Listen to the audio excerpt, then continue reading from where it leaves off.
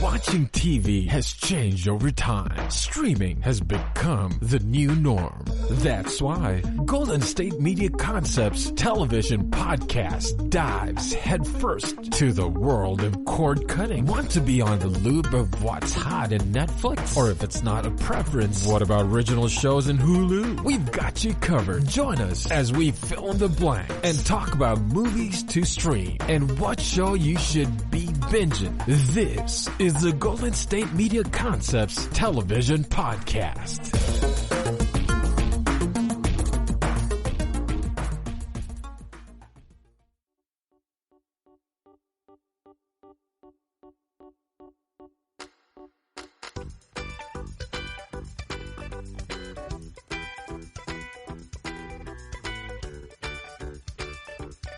No, I can't wear a mask while I'm doing this. Hello and welcome to the GSMC television podcast. We are part of the mighty GSMC podcast network, and I'm your socially distanced host, Howard Fletcher. I hope you all are doing really well out there. I want to thank you for joining me today. If you've been here before, you know what to expect, and I'm very glad that you're back. If you're new, please stick around for a while. I'm sure you'll have a good time eventually. Listening to me is like learning to surf. It's going to be a bit rough at first, but once you get the hang of it, it's cowabunga, baby. You know what I'm saying? So let's get started. I have another big show for you today. Amongst other things, TLC has been learning how to self-quarantine their programming. The same can be said for reality show Home Improvement Chef. Yeah, that's what I said. There is a Home Improvement Chef. Soon, the likes of Margot Robbie, Maisie Williams, and Leonardo DiCaprio might be competing with AI for parts. David Spade is, whatever. And a recap of episode 4 of your show and mine, or at least my favorite show right now, Westworld on HBO. But first, there's some breaking news. We all know that television viewing has increased during this stay-at-home period of the COVID-19 outbreak. But while the overall trends have been well documented, there hasn't been much data about the gains made for individual programs. I kind of wondered who is really benefiting on broadcast TV. We know that Tiger King did well. We know there's some other things on other streaming things. I understand Friends is doing quite well, and some other programming that's on Netflix or Disney Plus or Amazon Prime or whatever. But I wanted to know what was doing on, how regular shows on broadcast television have been doing. Well, the Hollywood Reporter crunched some numbers for more than 30 primetime shows, and they wanted to see if their ratings did rise along the, since this outbreak period. And so I was great that I couldn't do this research. I'm glad they did, because I certainly did look around to see if I could find some information, and they were nice enough to do the work for me. They define the outbreak as a period before March 8th and after March 8th. So I'm going to go from, I think they did the top 12. 1, 2, 3, 4, 5, 6, 7, 8, 9, 10, 11, 12, 13, 14. They did 14. Well, the 14th show, the one on the bottom of the list, that made the largest gain of the shows on broadcast basic TV was The Masked Singer on Fox, which I still haven't watched, and I don't think I'll watch even when I'm locked in my house during a coronavirus pandemic. Anyway, it went from an average before March 8th of 7.404 million viewers to 8.04 million viewers, which is about a 14.2% increase. That's pretty significant. 2020 on ABC, it had a similar increase in numbers. It went from 3.25 million to 4.25 million, but that is a 30% increase over their normal average. So they got about a third more audience now than they used to have. You have to be locked in your house to see it, but still, they're benefiting off it. Now, if we go up to the next one, number 12, my boy Dick Wolf came through with FBI on CBS. It went from 8.9 million viewers to 9.9 million viewers. An increase of 1.2 million. The FBI, which is the spin-off, FBI Most Wanted, another Dick Wolf creation. Number 11 went from 6.4 to 7.5. That is a 16% increase over their normal programming. We're in the top 10. Shark Tank. Shark Tank has done better. They increased their programming by 25% from 4.2 million to 5.3 million. Survivor also is up 16%. Number 8 is The Good Doctor, another show I've never watched, but does very well in the ratings. More people are watching The Good Doctor since they've been locked in their house. Then we go to another Dick Wolf creation, Chicago Fire on NBC. Chicago Fire normally has about 8 million viewers per week, and it went up to 9.11 million viewers, which is an increase of 14.7%. Number 7 is NCIS on CBS. Went up 10.3%, but they increased 1.17. These are ranked by the number of people, more people, not necessarily the percentage of their original audience. So Chicago Fire is number 8. Number 7, Number 6, NCIS on CBS. They went up 1.7 million people as well. The Blacklist is next, and NBC. They went up 1.2 million people. That's a 31% increase. That's the largest percentage increase of anybody on this list that are watching the Blacklist because they're locked in their house. Don't know what that says. The Voice. They went up 1.25 million people, which only reflects a 15% increase, but still they added more people, the fourth more people, largest number of people of any show since March 9th. Per average viewing, which is pretty good. Chicago Med, another Dick Wolf creation. Went up 1.3 million viewers, up 16.1%. Number 2. Now this one blows my mind, folks. This is the number 2. Well, no, it doesn't now that I think about it. But anyway, another show I don't watch. But America's Funniest Home Videos on ABC, which I didn't even know was still on the air. It averaged just under 5 million viewers before the outbreak. Since March 9th, they've been averaging 6.29 million viewers, which is an increase of 27.2%. That's a lot. But it didn't make sense to me, but now it does make sense because it's a family show and everybody's locked in with their family. And even though I don't have young ones, little kids, if I had to be quarantined with my niece and nephew, well, that's not true anymore. They're in college. But when they were young, if I had to, I guess I would watch America's Funniest Home Videos. And people want to laugh, considering the times. The number 1 show right now that increased their average viewing, originally their viewing audience was 8.38 million viewers. And it has increased since March 3rd to 10.62 million viewers, which is an increase of 26.7%, is 60 Minutes on CBS, which makes a lot of sense for many reasons. Number 1, it's a very good show. Number 2, it's usually in the top 5 always anyway. Also, it's a source of information, so people are going to go to 60 Minutes just to find out what the heck is going on.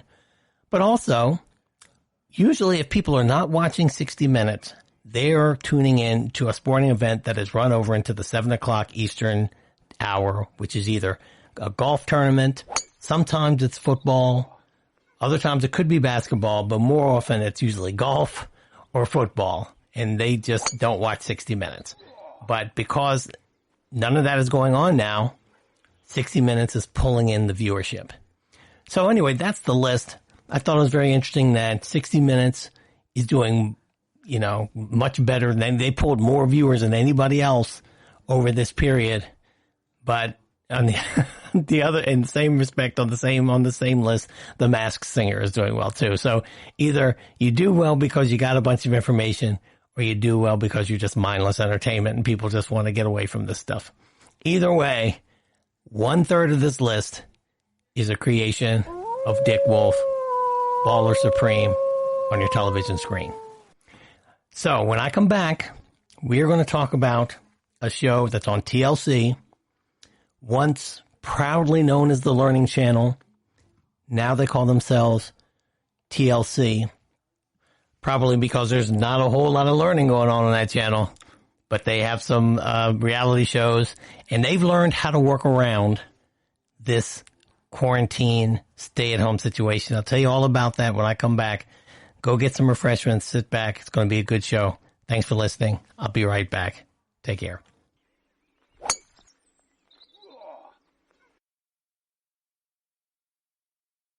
Want to know the latest and hottest music hitting the airwaves? Don't be left out. Listen to the Golden State Media Concepts Music Podcast. Keith keeps you on the loop with everything you need to know from pop, rock, hip-hop, and the top 40. And we'll throw in news of your favorite artists, concert and tour dates, and so much more. Listen no further, because this is the gold standard in music podcast.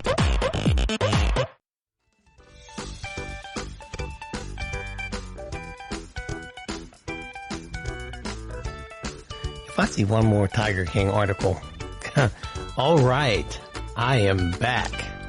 You know, I've spent most of the past 6 weeks or so reporting about TV shows and movies that have either shut down productions totally, or they've delayed the start of production for the season that they're getting ready to film. So what production and media companies have had to do in this situation is evolve in order to survive. Animation has been able to make some of the quickest changes because they don't need human contact for the most part to produce the shows. But most live action shows, they cannot work around the social distancing limitations. So therefore, they've had to stop altogether. Many of them, most of them, if not all. The genre of live action that has been most able to adapt to this situation seems to have been the reality genre, reality TV. One show in particular is trying to make the most of life in these times of COVID-19, and that show is 90 Day Fiancé. Yes, sir. That's another show I do anything I have never watched. So I had to go to Wikipedia before I started talking about this show to see what it was actually about, because I really had no idea. So according to Wikipedia, 90 Day Fiancé, it's an American documentary / reality TV series, and it's on TLC, which, oh, by the way, used to be known as The Learning Channel. But when they started putting on reality shows that have nothing to do but kill brain cells, they changed it to TLC so they wouldn't sound like it was just ridiculous, which I happen to think it is. But, you know, but who cares what I think? Am I right?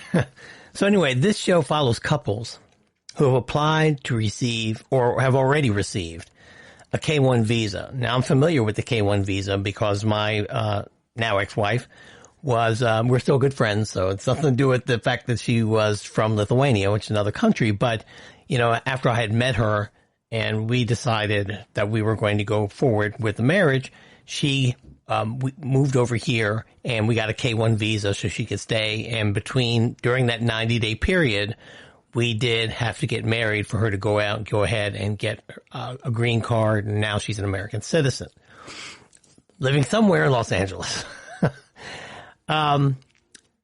Anyway, they have 90 days to marry each other. The purpose of the K-1 visa, as I just explained, is to allow time for the couple to make arrangements for the wedding, not to decide whether they want to get married or not, which apparently 90 Day Fiancé is sort of all about.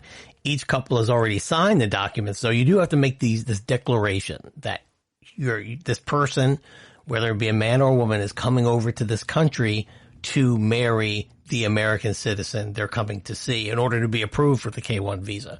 It's not a 90-day warm-up period. Let's see if this works out. So they've signed these papers, and so they've therefore have made this commitment, even though you can back out after 90 days too. The other person just has to leave the country.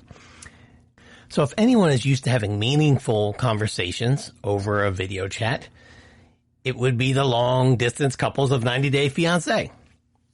They had to get to know each other in that manner before making this commitment. Unlike the way you're supposed to do it, like I did it, and I had actually met my wife-to-be, and we fell in love and decided to get married the way you're supposed to do it, not the reality way. Anyway, the skill of getting to know somebody over the telephone or electronic communication will make these particular people very well suited to recording themselves for the new TLC limited series, 90 Day Fiancé, Self-Quarantined. And this is a spin-off that's been born out of the coronavirus pandemic. Now, this is a 5-episode limited series, and they announced it just a few days ago on Thursday. And it's going to premiere on April 20th. So you can see the production is going to be, they're going to be working no time on this thing. And it's going to have more than 40 cast members that have signed on to return. So this is an alumni show from 90 Day Fiancé. And so all of that I did on my own. This I'm going to go over are bits and pieces of articles that I've called from The Hollywood Reporter and Variety. 90 Day Fiancé, one of cable television's most popular franchises, is usually highly produced with an entire camera crew filming the cast. But for 90 Day Fiancé Self-Quarantined, the cast members began recording themselves or one another earlier this week. They will be taped for confessional interviews by production company Sharp Entertainment over a video chat. Quote, "Our crew is not near them physically at all," Lee, one of the producers of the show, said. "They will be helping them remotely. And the couples have no problems with this," Lee added. "They're seizing the opportunity. I think they're actually really enjoying it, being able to show a part of their lives at home." Well, of course, these folks are reality show people. They're like, attention hounds. The aesthetic of 90 Day Fiancé Self-Quarantined will be somewhat experimental. Quote, "This series will look very hot off the press. It will look like the paint has not dried," Lee said. "I think our audience is incredibly forgiving right now, and I'm hoping that they'll accept the way it looks. It will be messy." All right, it'll be messy. "Some of the cast members are living together while others are alone. Some of the couples are still in relationships, but they are physically apart. When casting this latest version of 90 Day Fiancé, Lee said they wanted to go back throughout the show's 6-year history to select fan favorites. Who are we wanting to hear the latest news and updates from? Who comes to top of mind for our audience?" So in other words, they wanted to get the most out of control people on here, and they're going to have them film themselves with probably iPhones or Android phones or whatever and put it on TV. That's pretty much what we're talking about. He said it's going to look messy because these are going to be iPhone videos on TV. This is what we're going to have on television. That's what we've come down to. I just found that striking. That's all. That, the Learning Channel of all places will say, I don't know, maybe I'm just hating because I'm frustrated because I'm not getting some of this money too. I should film myself making this podcast and just call it like 90 Day Half-Ass Podcast Quarantine version and put it out there. And if I can just get half the money that these folks are getting for this 90 Day Fiancé Self-Quarantine show, it'd be well worth it. I'm just wasting my time. I need to be doing that. Anyway, on this same subject of stuff that they're just throwing out there because we're in this quarantine situation and because people are locked in their homes and they'll just watch it. There's a 1-hour episode of a show that Joanna Gaines, who is somebody, again, who I didn't even know she existed until I saw this article. But there was a show called Fixer Upper that was on the Discovery Channel, which also used to be a channel that would show you some documentaries about some things that would educate you and not kill your brain cells. She's coming up with a cooking show for her forthcoming Magnolia Network because I guess she's wised. I haven't wised up. Joanna Gaines has. She said, F it, I'm going to make a network. I'm not even going to do just shows because people will watch anything. Joanna Gaines is getting a one-off cooking special on the Food Network, which is part of the Discovery network of channels. And while the TV personality and lifestyles guru, she's a lifestyles guru now, has been staying in her Waco, Texas home to combat the spread of COVID-19, she's also been filming the time spent in her kitchen, mostly shot by her children. Let me repeat that. Yes. Mostly shot by her children. Yes. The former Fixer Upper star, whose Magnolia Network with husband Chip Gaines arrives this fall, can't wait for that, will also use the hour-long special, set to air at 12 p.m. Eastern Time, April 5th, So by the time you get this, it will have aired. So one or two things are going on now. One, you're going to be thinking, oh, well, I missed it. Who cares? Or somebody will have sat down to watch this and enjoyed it and is like cursing me out right now for clowning it.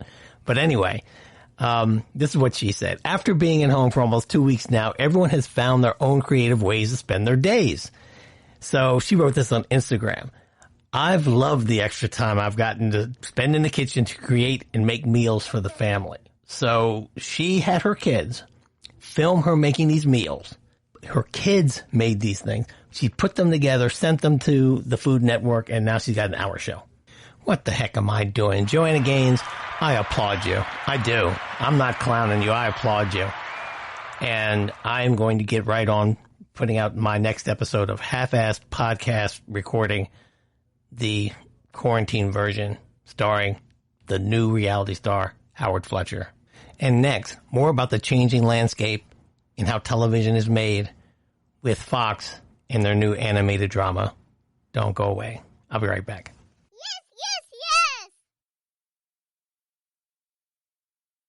Tired of searching the vast jungle of podcasts? Now listen close and hear this out. There's a podcast network that covers just about everything that you've been searching. Hey! The Golden State Media Concepts Podcast Network is here. Nothing less than a podcast bliss with endless hours of podcast coverage. From news, sports, music, fashion, cooking, entertainment, fantasy, football, and so much more. So stop lurking around and go straight out to the Golden State Media Concepts Podcast Network. Guaranteed to fill that podcast itch. Whatever it may be. Visit us at www.gsmcpodcast.com. Follow us on Facebook and Twitter, and download us on iTunes, SoundCloud, and Google Play.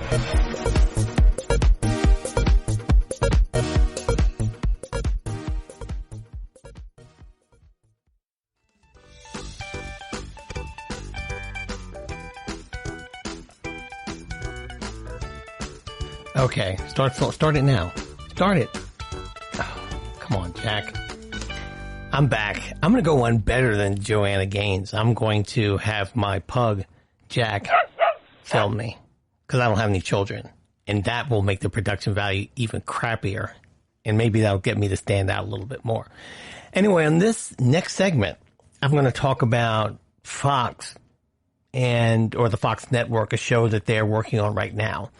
It's a guy named Jeff Davis, and who I'm not familiar with Jeff Davis, but there was an article that I saw in Variety, again one of my favorite websites, and it says he's developing a 1-hour animated drama at Fox.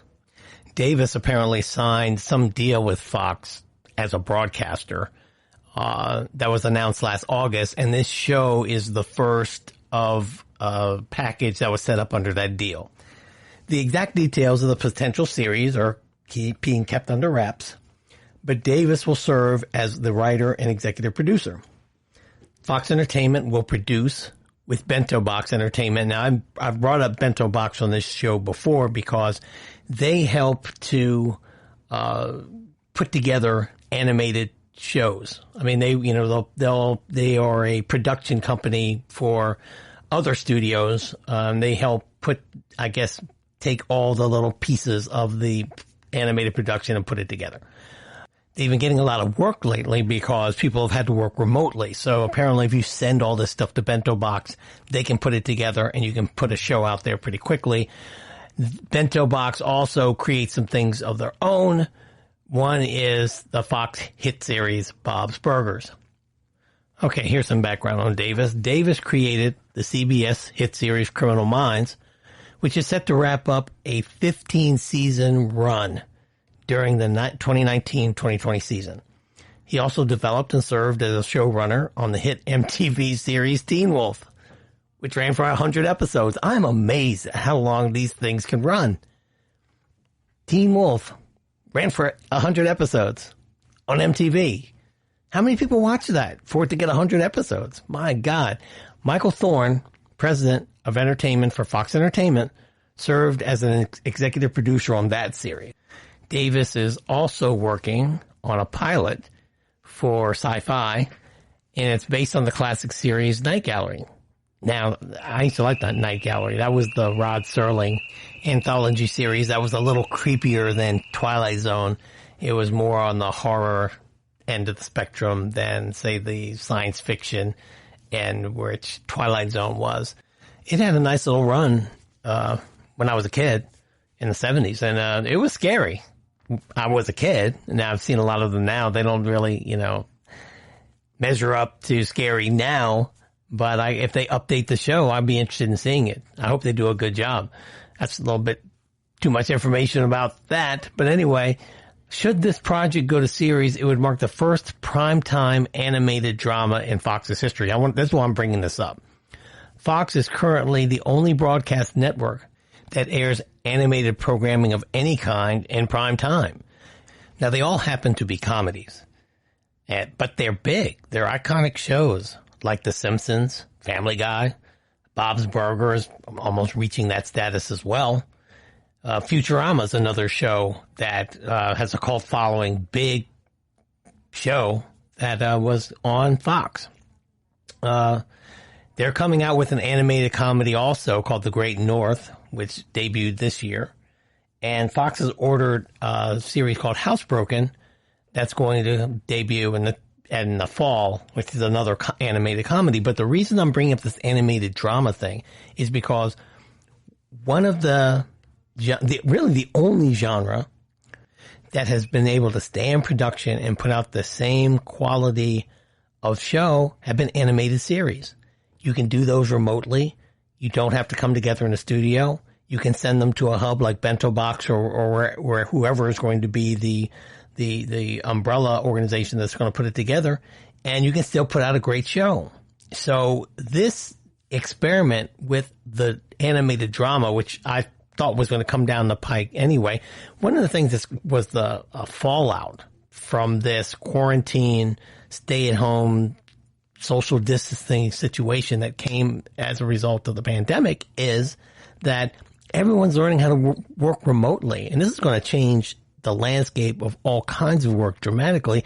And it's definitely going to change how production companies make movies, how they decide to spend their dollars.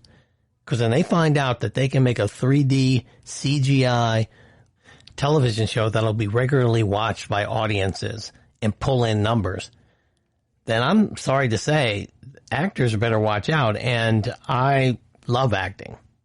I'm not an actor, but I certainly admire the craft.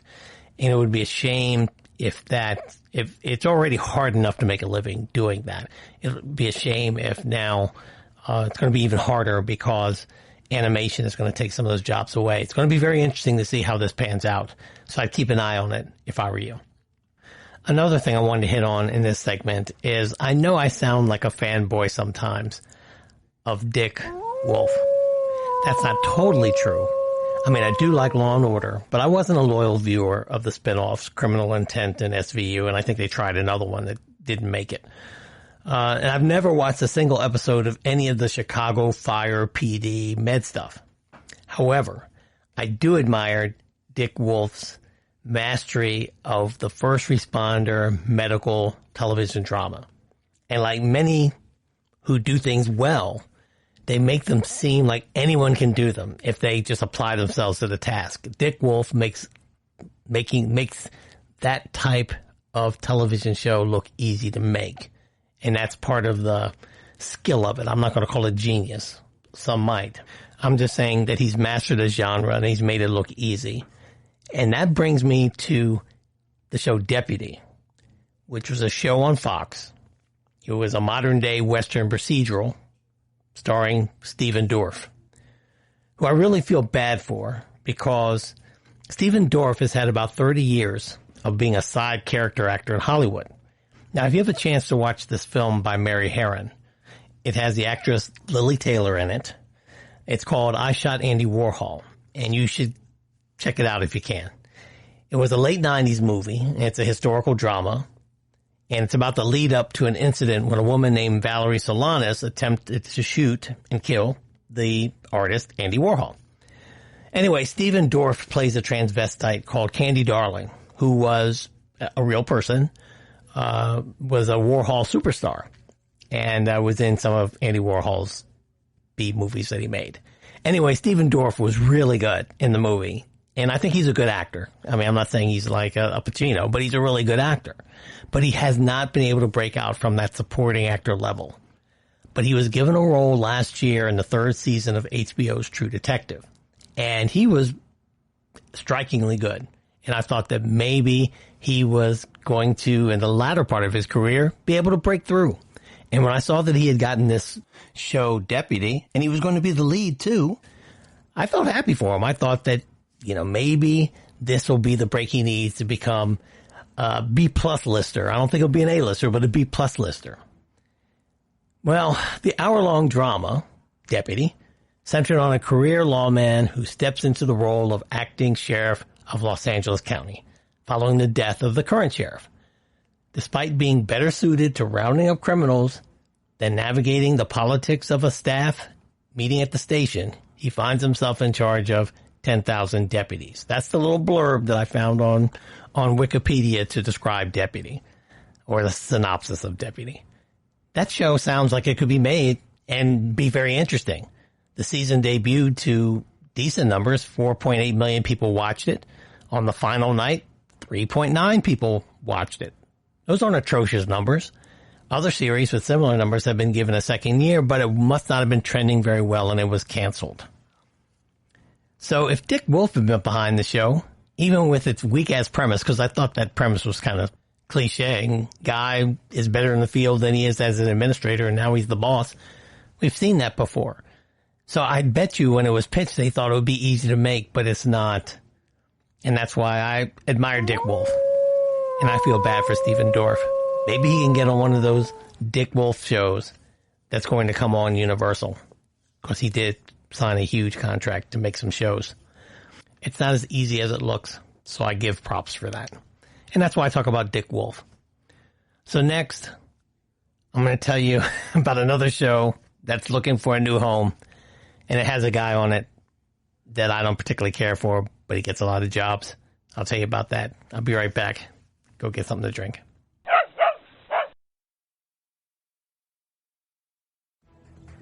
Want to find out what movies to go see? Then check out the GSMC Movie Podcast. It's your ticket to the latest movies, whether it's a new blockbuster event, romantic, comedy, or action flick. This show has got it all covered. They talk some what to go see now. Don't bother. What's hot on Netflix and everything in between. That's gsmcpodcast.com/movie-podcast. When it's all about the movies, it has to be this new show. Don't forget to like them on Facebook and follow them on Twitter. Visit gsmcpodcast.com for more info.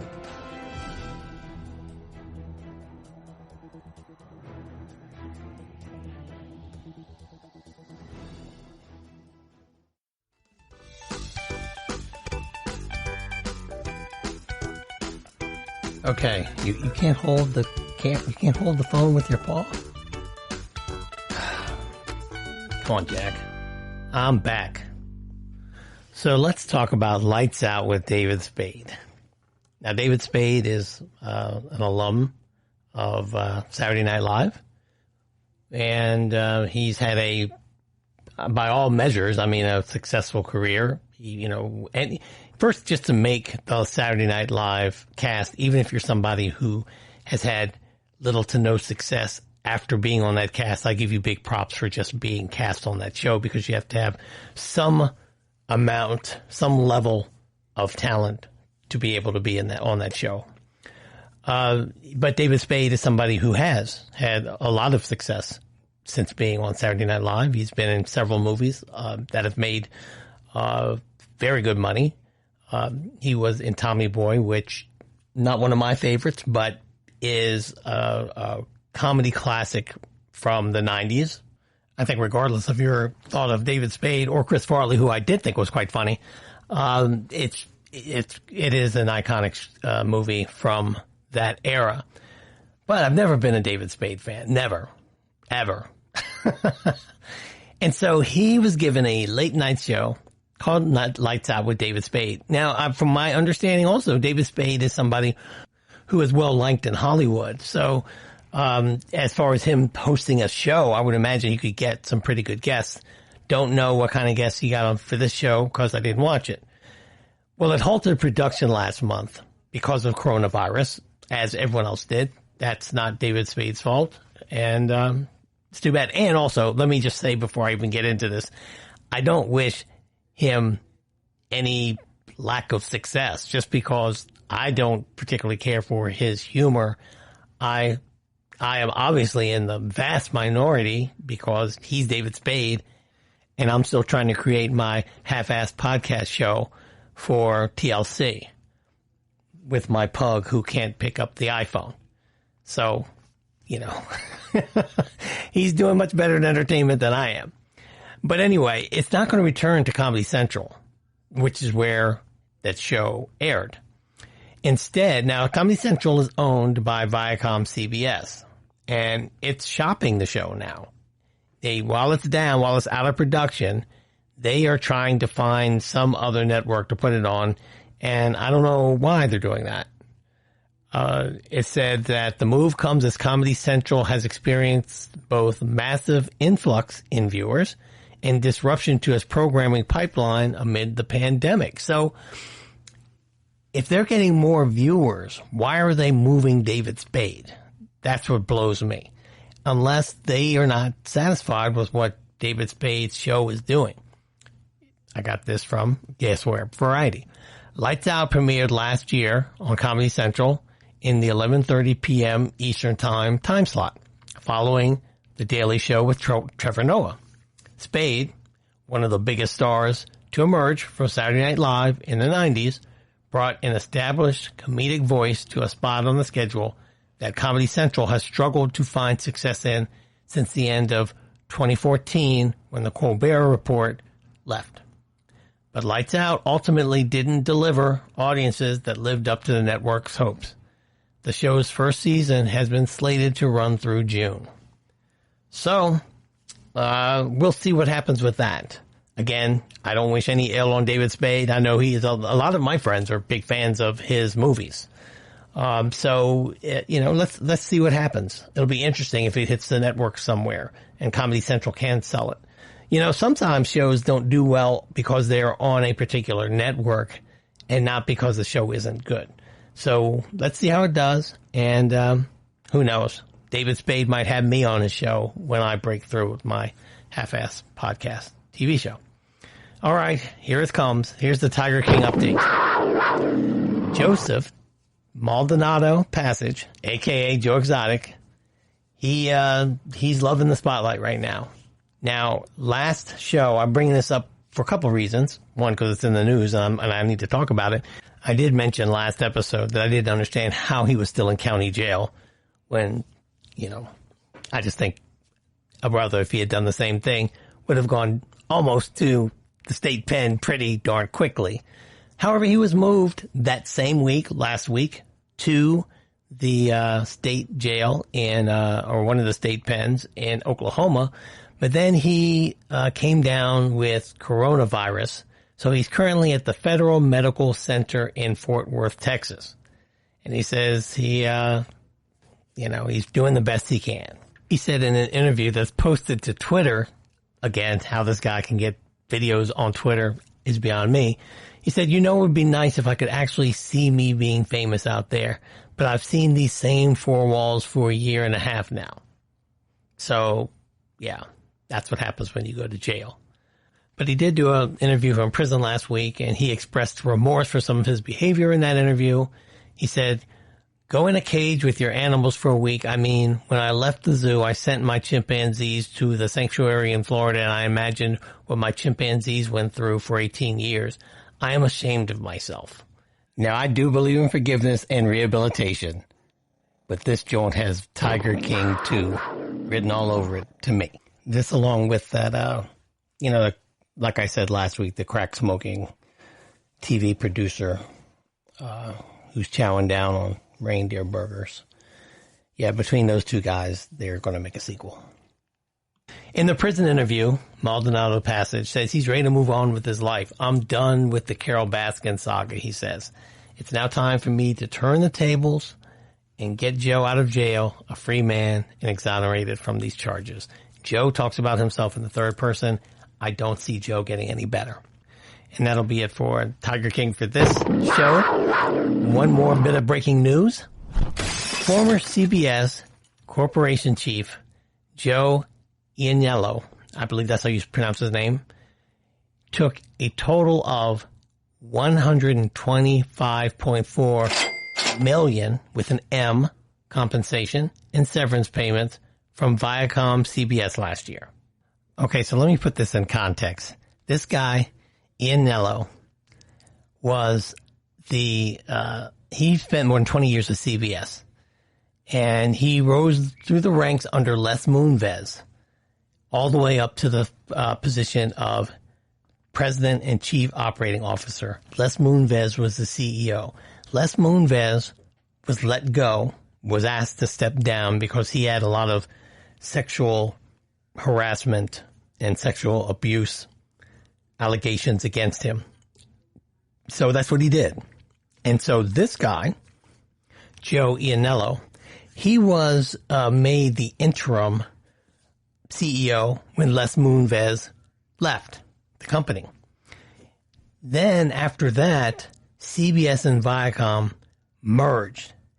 And this guy had a clause in his contract that said if he was not going to be retained as the CEO, they had to let him go with stock valued at $37.4 million, and the whole package, including the stock and the cash and whatever else was added, was $125.4 million. Oh, hell no! I'm bringing it up because obviously it has to do with the television industry. Doesn't have to do with TV shows.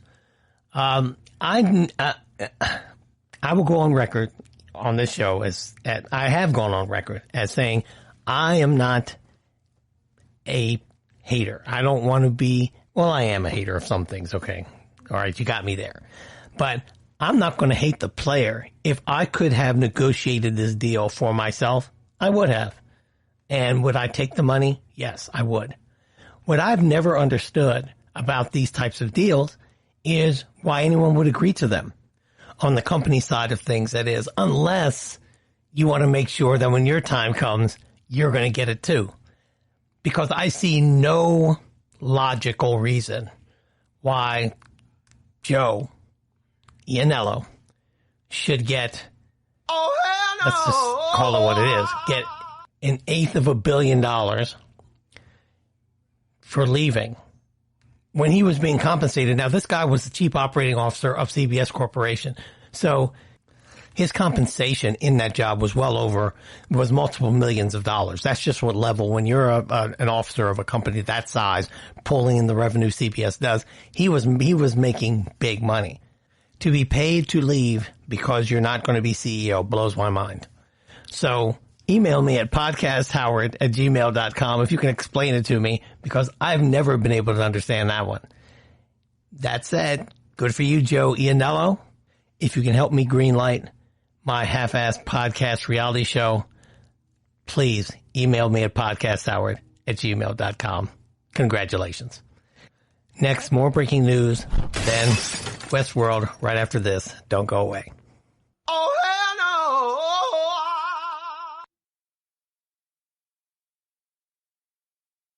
Golden State Media Concepts Sci-Fi Podcast. Together we dive into the world of sci-fi and science fiction. From episodes of Star Trek, Star Wars, to The Walking Dead, Resident Evil, all the hot new science fiction movies from the back doors of Marvel or DC. The Golden State Media Concepts Sci-Fi Podcast. You'll never look at science fiction the same way again.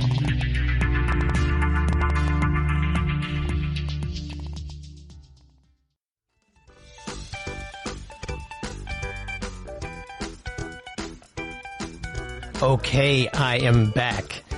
And I am really glad I didn't make a promise to you guys about Tiger King anymore, because this thing is just not going away. I just have one short thing to share with you, some breaking news to share, and then I am going to move on to Westworld, because I'm going to have to spread this out over 2 segments. But anyway, about Tiger King. Now, this is secondhand information, but I haven't heard any pushback from Netflix yet. The guy, Jeff Lowe, the swinger who kind of bamboozled Joe Exotic's zoo away from him, he made an announcement this past week that Netflix will be releasing an extra episode of Tiger King. Now, in my assessment, that swinger douchebag should be in jail too, but obviously I am in the minority. At least I am not law enforcement in the state of Oklahoma. According to Variety and The Hollywood Reporter, Jeff Lowe revealed the details about a new episode in a cameo video posted on Twitter by Justin Turner of the Los Angeles Dodgers.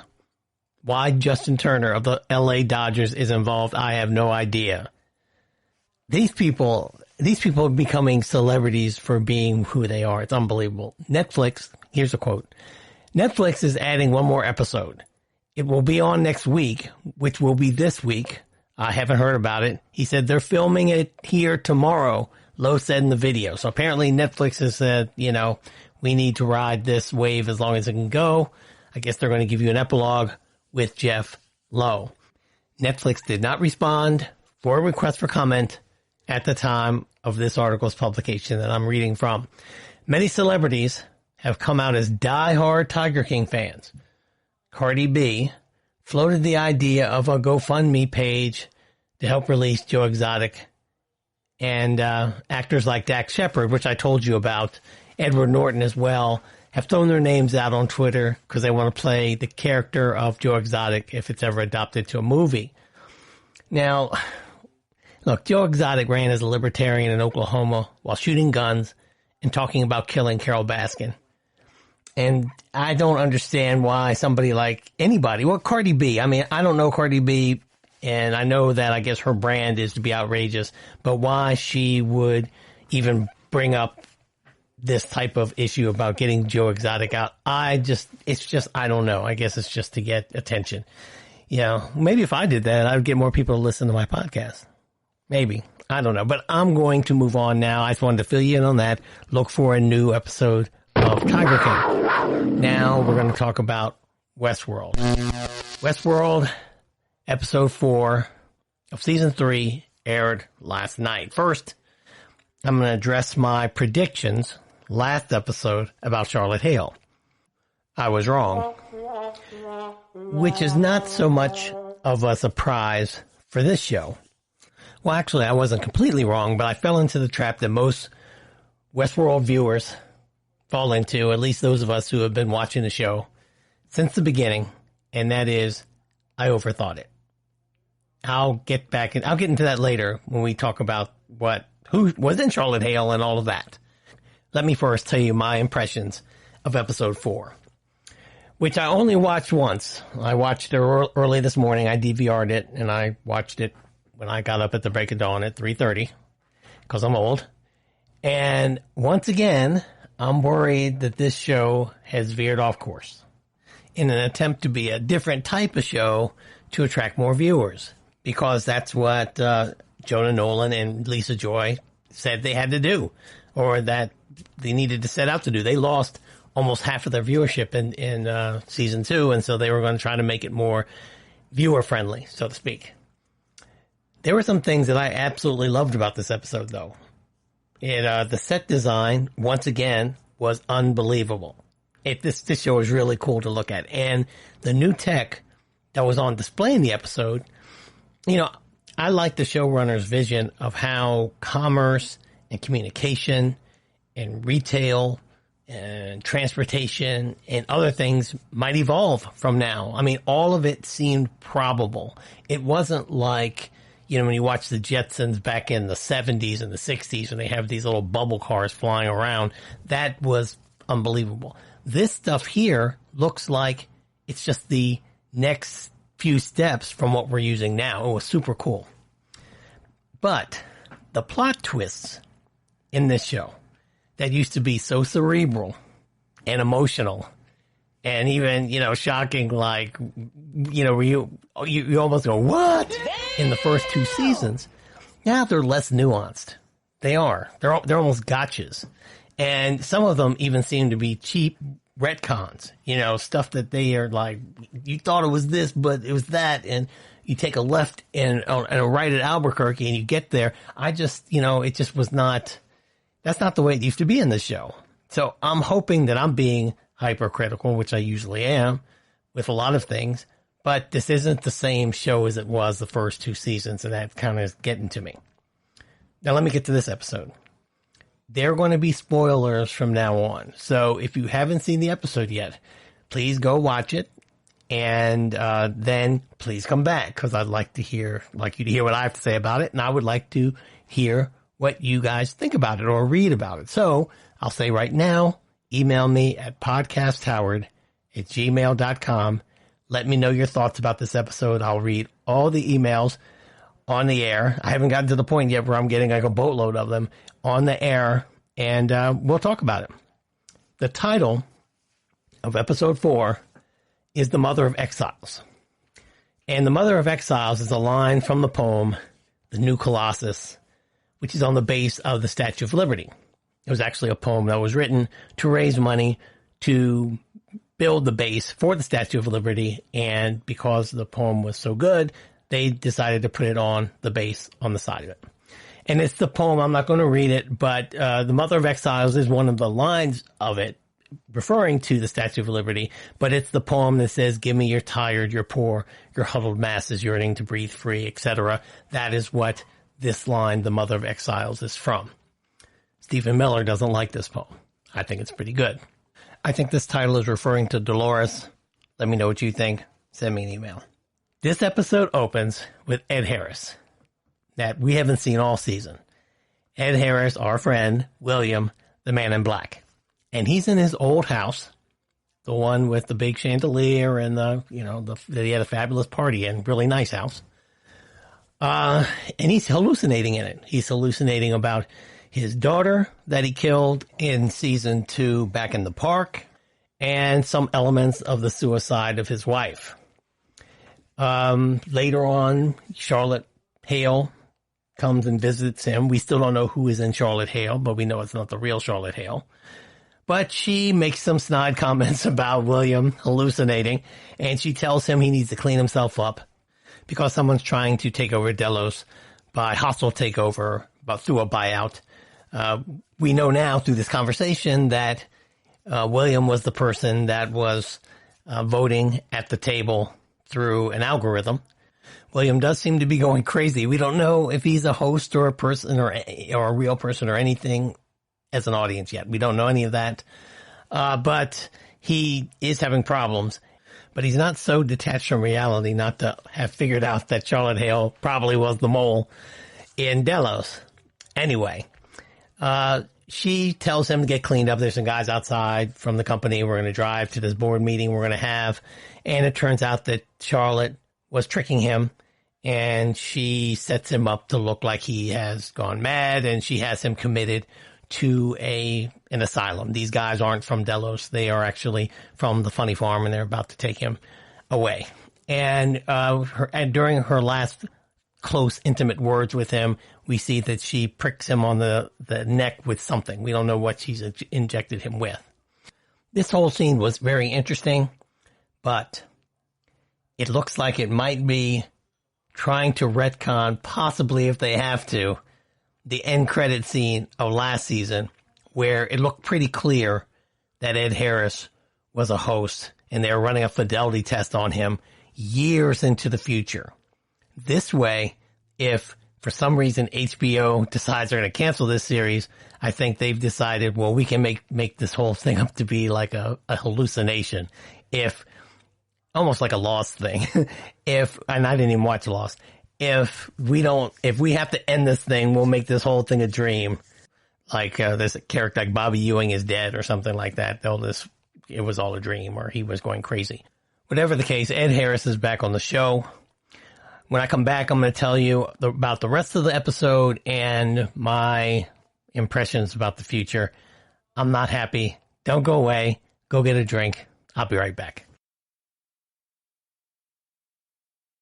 Are you tired of the same old news? Are you sick of the seemingly endless political spin and negativity? The GSMC America's Still Beautiful podcast is a weekly news podcast covering all the top positive and uplifting news stories. We cover stories that will inspire, uplift, and remind you of the good in the world. Tune into the Golden State Media Concepts America's Still Beautiful podcast to get all the great and positive news stories of today. Download the GSMC America's Still Beautiful podcast on iTunes, Stitcher, SoundCloud, Google Play, or anywhere you find podcasts. Just type GSMC in the search bar.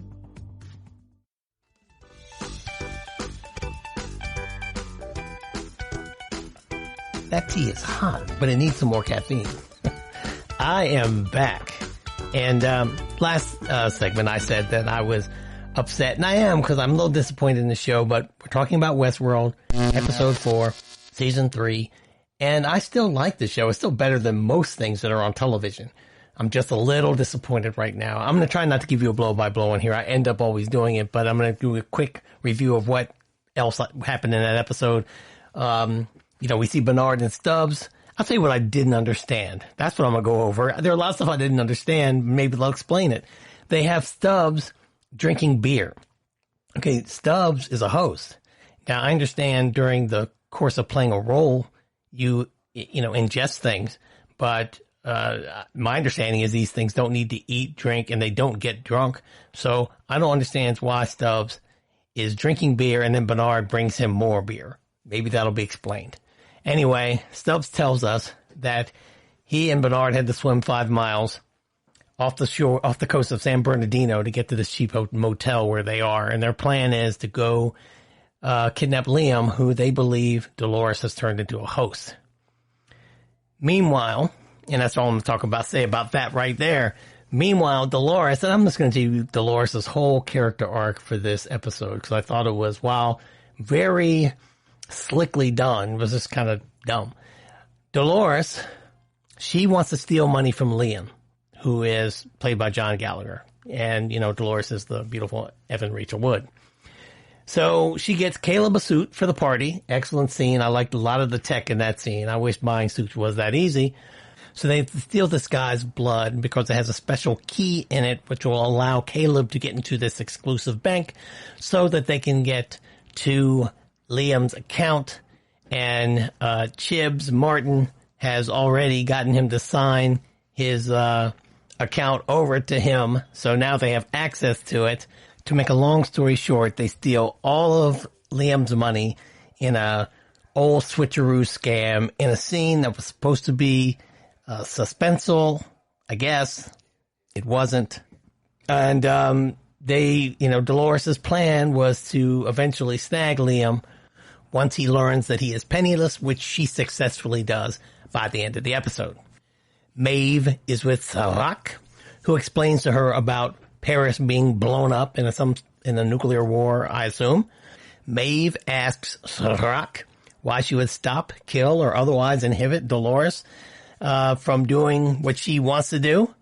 And I didn't see any reason why Maeve would, but it seemed to me more likely that the Maeve that I knew from last season would kill Serac.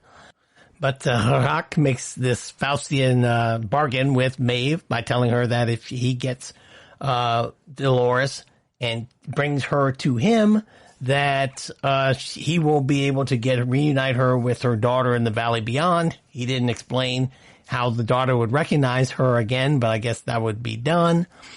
And that would be significant or effective enough to motivate Maeve, which apparently it was. I didn't think it was realistic for the Maeve that we've come to know, but maybe Maeve had something up her sleeve. I don't know. So she's given this video game-like mission. I got to go here to get that, to get to Dolores. So I'm not going to get into all of that. She finally ends up at the hideout of the Yakuza, which is where she thinks she's going to find Dolores. Instead, she finds Masashi, who was one of the people in Shogun World. And that's when we get the big reveal of this episode that Dolores is in everybody. So Dolores copied herself And so who was in Charlotte Hale? Dolores. Who's in Dolores Prime? Dolores. Who's in Martin? Dolores. So all of these hosts that we know of that are out of the park, all of those pearls I'm going to assume were copies of Dolores. And so, which makes sense in Dolores' character because the only person that she would trust is herself. And the only way she would know the plan would be executed correctly is if she did it herself. So it was an interesting twist. But again, I thought it was like a got you twist. I didn't particularly care for it, but it made sense if you thought about it. Anyway, Dolores and Maeve fight. Dolores kills Maeve. Maeve's death at the end of this episode is a bit discouraging.